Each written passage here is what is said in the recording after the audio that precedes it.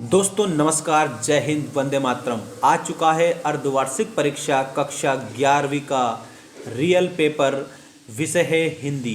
देख सकते हो आप सभी कक्षा 11वीं वालों का पूरा पेपर हल सहित मैं बताऊंगा। यहाँ पर एक एक क्वेश्चनों का आंसर आपको देखने को मिलेगा। तो आइए स्टार्ट करते हैं आज के हमारे इस पहले क्वेश्चन से। ये रहा आपका पहला क्वेश्चन। कविता का गांधी कहे जाते हैं। दोस्तों जल्दी से जल्दी आप सभी स्टूडेंट्स चैनल को सब्सक्राइब कर लेना, क्योंकि ऐसे सारे पेपर की अपडेट यहाँ पर आपको देखने को मिलेगी। कविता का गांधी भवानी प्रसाद मिश्र को कहा जाता है और घर की याद नामक कविता उन्होंने लिखी है। अगला क्वेश्चन देखिएगा, मन्नू भंडारी द्वारा रचित रजनी मूलतः क्या है। तो दोस्तों रजनी जो है ये मन्नू भंडारी की रचना है जो पटकथा है। यहाँ पर आपको याद रखना है ये पटकथा है। अगला क्वेश्चन देखिएगा, कुएं की खुदाई का काम क्या कहलाता है। प्यारे बच्चों कुएं की खुदाई का काम चेजा कहलाता है। यहाँ पर आपको याद रखना है ऑप्शन नंबर 3। इसके बाद में क्वेश्चन नंबर 4 देखेंगे, किसी भी फिल्म या धारावाहिक की कथा को कहा जाता है। तो दोस्तों उसको याद रखना है पटकथा कहा जाता है। क्या कहा जाता है? पटकथा कहा जाता है। सभी बच्चों को याद रखना है। 5वां क्वेश्चन देखिए, दोहे में कुल कितनी मात्राएं होती है। तो दोहे में कुल मात्राएं होती है दोस्तों 24 मात्राओं का छंद होता है, जिसको हम क्या कहते हैं, जिसको हम दोहा कहते हैं। तो 24 आएगा। ठीक है, इसमें पटकथा, इसमें चेजा और इसमें भी पटकथा। ठीक, अब देखिएगा पूरा शब्द का तत्सम रूप है। पूरा शब्द का जो तत्सम रूप है दोस्तों वो आप लोगों को लिखना रहेगा पूर्ण। ठीक है, ये आप लोगों का करेक्ट आंसर हो जाएगा। इसके बाद में ये रहा आप लोगों का रिक्त स्थानों की पूर्ति कीजिए वाला क्वेश्चन नंबर 2। देखिएगा, वे आंखें कविता में की मार्मिक व्यथा का चित्रण हुआ है। किसकी मार्मिक व्यथा है? तो दोस्तों किसान की मार्मिक व्यथा का चित्रण है। इसके बाद में पंडित आलोपीदीन पर अखंड विश्वास था। तो लक्ष्मी पर अखंड विश्वास था पंडित आलोपीदीन का। इसके बाद में तीसरा क्वेश्चन देखिएगा, चित्रपट संगीत की विशेषता है। तो इसमें आपको चपलता लिखना रहेगा करेक्ट उत्तर के रूप में।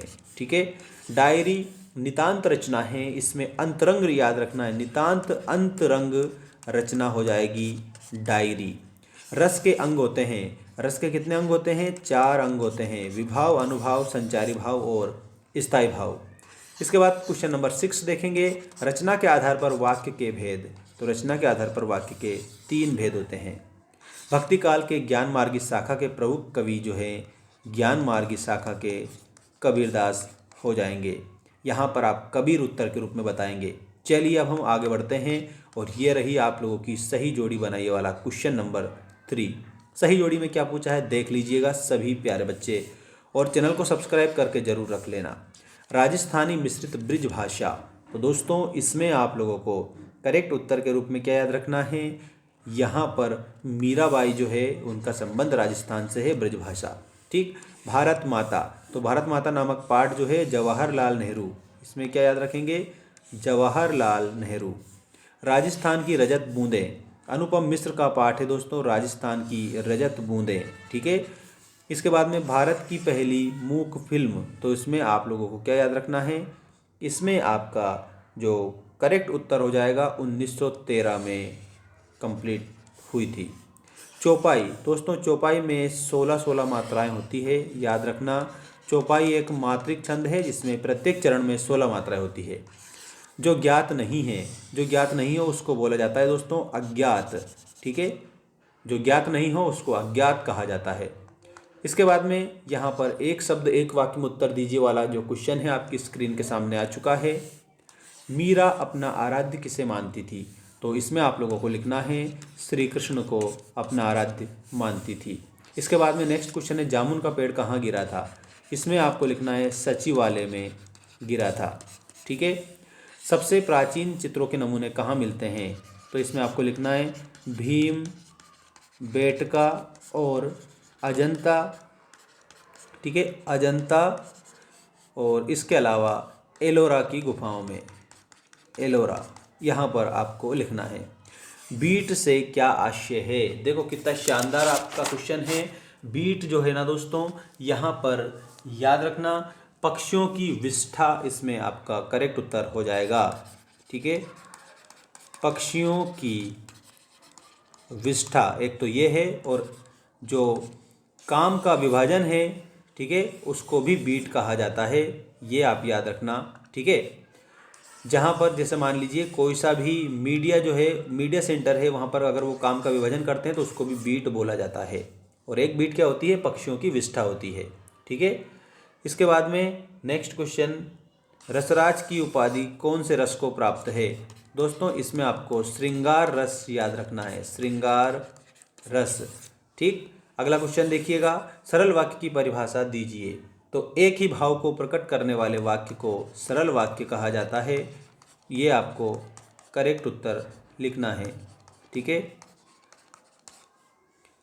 अब हम बढ़ते हैं सत्य असत्य वाले क्वेश्चन की तरफ, और ये आ चुके हैं सत्य सत्य आपके। और एक और क्वेश्चन है आपका, हिंदी में नाटक सम्राट किसे कहा जाता है? तो इसमें आप लोगों को जयशंकर प्रसाद बता देना है। ठीक है, जयशंकर प्रसाद आपका इसमें करेक्ट उत्तर हो जाएगा। इसके बाद में सत्य असत्य आपके स्क्रीन के सामने आ चुका है, ये रहे आपके सत्य असत्य लिखे वाले क्वेश्चन। पहला प्रश्न है इसमें, सूर्य का स्वागत दुष्यंत कुमार का है। दोस्तों इसमें आप लोगों को सत्य लिखना है। ठीक है, इसके बाद में मियां नसीरुद्दीन ने पंच हजारी अंदाज में सिर हिलाया, इसमें भी आप लोगों को सत्य बताना है। भारतीय संगीत शास्त्र का मुख्य वाद्य सितार रहा है। दोस्तों इसमें आपको असत्य बताना रहेगा। ठीक है, नेक्स्ट क्वेश्चन है, संचार शब्द की उत्पत्ति चर धातु से हुई है। तो दोस्तों यहाँ पर चर है, लेकिन यहाँ इन्होंने चार दे दिया है। अगर मान लो यहाँ चर देते तब सही रहता, इसका मतलब ये असत्य है। ठीक है, नेक्स्ट देखिए, संचारी भावों की संख्या 35 है। नहीं, संचारी भाव 33 होते हैं, इसका मतलब इसमें हमें असत्य लिखना रहेगा। तत्सम शब्द से तात्पर्य संस्कृत के शुद्ध शब्दों से है। बिल्कुल ये राइट है, ये संस्कृत के ही शब्द होते हैं जिन्हें हम तत्सम शब्द कहते हैं। दोस्तों ये पूरा पेपर मैंने आपको बता दिया है, ऑब्जेक्टिव टाइप क्वेश्चन। बाकी नेक्स्ट वीडियो अभी इसके जस्ट बाद आने वाला है, उसका जरूर वेट करेंगे। सभी बच्चे चैनल को सब्सक्राइब करके रखना। ठीक है, और मेंस एजुकेशन ऐप डाउनलोड कर लेना।